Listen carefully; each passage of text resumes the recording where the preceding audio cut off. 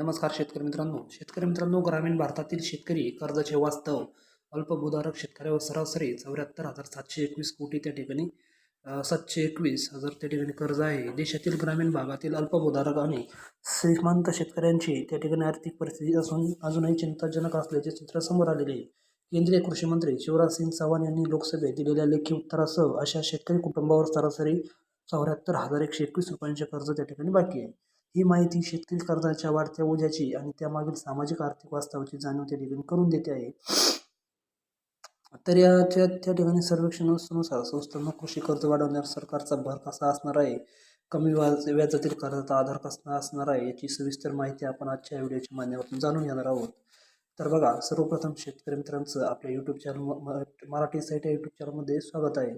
तर बघा, कृषी मंत्र्यांनी दिलेली आकडेवारी 2019 मधील राष्ट्रीय सांख्यिकी कार्यालयाच्या वर आधारित आहे. या सर्वेक्षणानुसार त्यांनी अल्पभूधारक व श्रीमंत शेतकरी कुटुंबावर कर्जाचे प्रमाण त्या ठिकाणी लक्ष्य असलेले सांगितलेले आहे. या कर्जामध्ये राष्ट्रीयकृत व खासगी बँका, सहकारी संस्था तसेच खासगी सावकार यांच्याकडून घेतलेले कर्ज या ठिकाणी समाविष्ट आहे. विशेष म्हणजे ग्रामीण भागात अजूनही मोठ्या प्रमाणावर शेतकरी खासगी सावकारावरच अवलंबून असतो. ही आकडेवारीतून स्पष्ट येते आणि ते खरं पण आहे.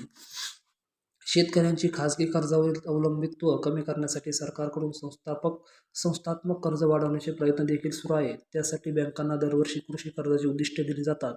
प्राधान्य क्षेत्र कर्ज धोरणाअंतर्गत शेतकऱ्यांना कर्ज पुरवठा केला जातो आणि अल्पभूधारक व श्रीमंत शेतकऱ्यांना त्या ठिकाणी बँकिंग व्यवस्थेची जोडण्यावर भर दिला जातो. तर कमी व्याजातील दर्जाचा त्या ठिकाणी कर्जाचा आधार बघा.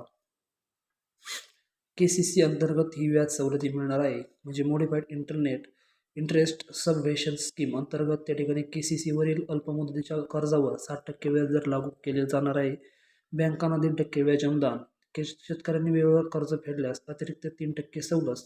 परिणामी शेतकऱ्यांसाठी प्रत्यक्ष व्याजदर फक्त 4% त्या ठिकाणी आहे आणि ही योजना शेतकऱ्यांना त्या ठिकाणी व्याजाचा बोजा कमी करण्यासाठी उपयुक्त ठरत आहेत. उत्पन्न वाढीसाठी त्या ठिकाणी सरकारी योजना आहे, PM किसान आहे. जोखीम कमी करण्यासाठी उत्पादन आणि वाढीसाठी योजना, प्रधानमंत्री पीक विमा योजना, राष्ट्रीय कृषी विकास योजना, कृषी उन्नती योजना असं त्या ठिकाणी समाविष्ट केलेलं आहे.